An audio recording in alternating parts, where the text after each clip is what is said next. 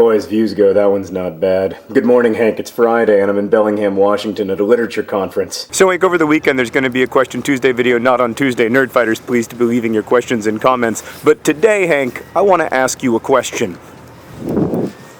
I was walking backwards. Hank, we've been making videos back and forth for more than 3 years, and in all that time we have never once discussed Red Green. And I'm starting to wonder whether maybe that's because you are guilty of a terrible crime. Now, Hank, the preface to this story is that when I was a kid, I had a best friend. Nintendo Entertainment System. Nintendo and I went everywhere together, which is to say that I never left the house. Hank, there was nothing in life that made me happier than when I would press that NES power button and hear those fateful words. Still sends a shiver down my spine. And of course we also had a dog, a miniature dachshund named Red Green, who hated me. By the way, Hank, if you're wondering, I'm on my way to a bookstore to try to secretly sign some of my books. Now, Hank, as you probably remember, the original Nintendo Entertainment System had a plastic flap which you opened and then removed a game cartridge or put one in. And sometimes at the end of a long day of playing Zelda and Mario and Double Dribble and Blades of Steel, I would remove that last game cartridge, and because I was not as good a friend to Nintendo as Nintendo was to me, I would leave that plastic flap open. Now, Hank, there can be no question that in his life, Red Green did many terrible things. He enjoyed biting children.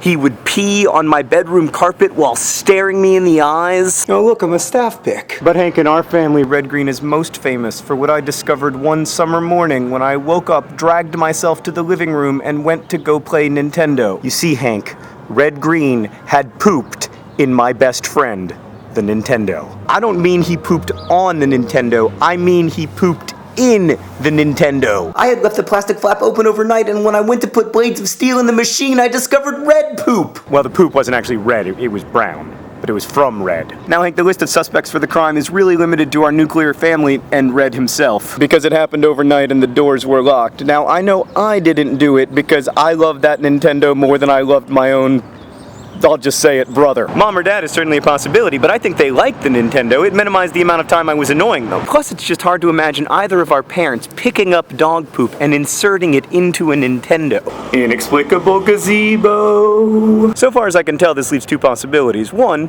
you put the poop in the Nintendo. Or two, in the middle of the night, Red Green awoke in a fit of violent jealousy, backed up to the Nintendo, placing his bum against its opening, and proceeded to projectile poop into the Nintendo. Unfortunately, Hank, because I know just how nefarious a dog Red Green was, I cannot discount that possibility. This means if we were playing Clue, I would know the murder weapon and the location. It was Red Green's poop in the Nintendo. But even after all these years, I still do not know the murderer. Hank, I think enough time has passed for you to answer the question honestly. Did you put Red Green's poop in the Nintendo, or was Red Green some kind of pooping genius? Hank, I expect your answer on Monday.